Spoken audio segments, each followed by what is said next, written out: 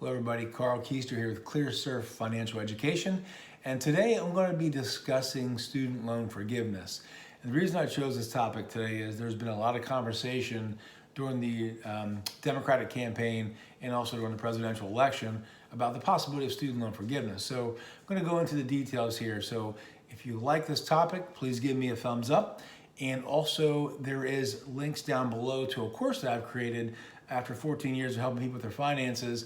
And in this course, I go through a lot of information dealing with budgeting, tax for how to save money on taxes, basically, retirement planning, estate planning, go into a lot of details. So very inexpensive course, but you can find those details down below.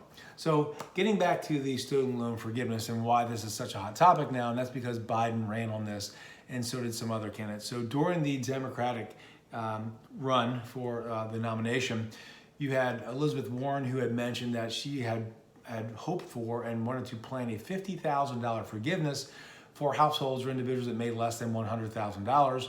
Bernie Sanders wanted to forgive all student loan debt. And Biden had mentioned maybe doing a $10,000 student loan forgiveness program. So now that he's gotten elected, this is probably going to come up more and more in the media and more pressure on him to do that.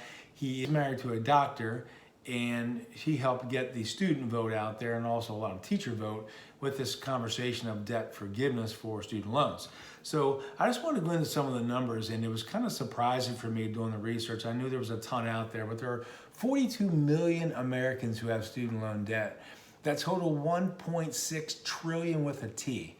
Now, that's a pretty scary number, but it gets even more scary when you start looking at the amount of people who are falling behind. So at the last number here, people that are 90 days or more delinquent, student loan is the highest delinquency out there. Over 25% are those folks that have student loans are delinquent, which is higher than credit cards, autos, and also mortgage. So it seems like people are paying their mortgage, keeping a roof over their head, or their rent. They're paying their car payments so they can get to school or work. They're paying whatever's left over towards their credit card, and then the student loan is the last thing to be paid right now. So what I thought was interesting, there was a survey done, and the survey, according to Politico, is showing that 58% of registered voters thought that student loan forgiveness was a good idea.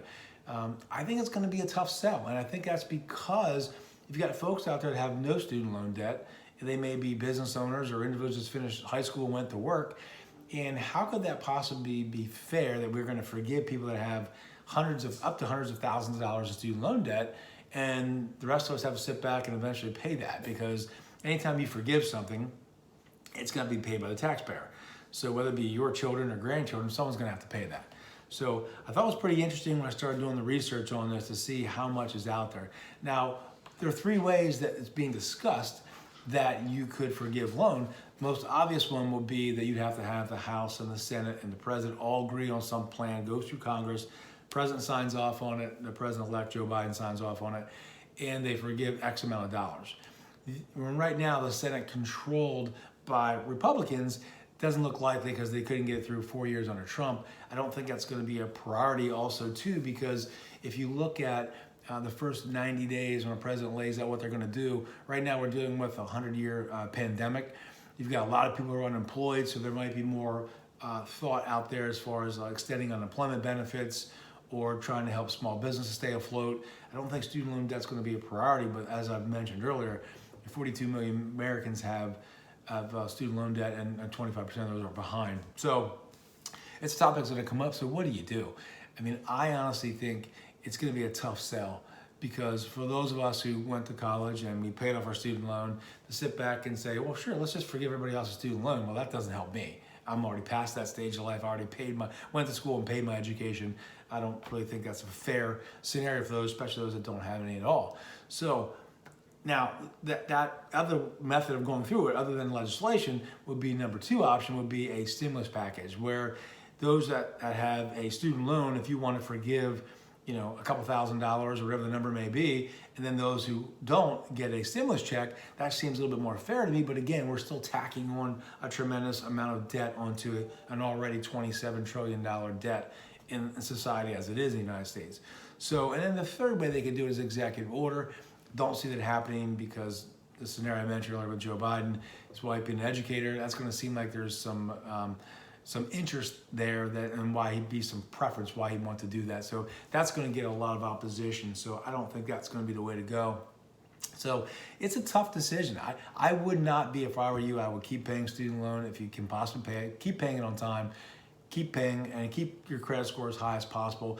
There is a small group out there that I actually ran across by doing this research that talks about the law right now is if you make less than, I think it's $20,000, it's poverty basically. You make less than $20,000, your repayment is zero right now. And if you do this for 20 to 25 years, you don't have to pay it back. It's forgiven by law, but the law could be changed.